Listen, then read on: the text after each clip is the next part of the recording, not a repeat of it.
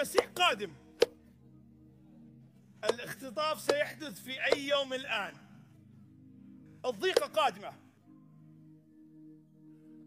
يقول بطرس تذكروا الكلمات النبوية. شاهد هذا، فكر فيهم. لا تعيش حياتك والمسيحية دون التفكير فيما تنبأت به الكتب المقدسة. راقب، لأنه إذا فكرت في النهاية فسوف تحكم كيف تعيش الآن.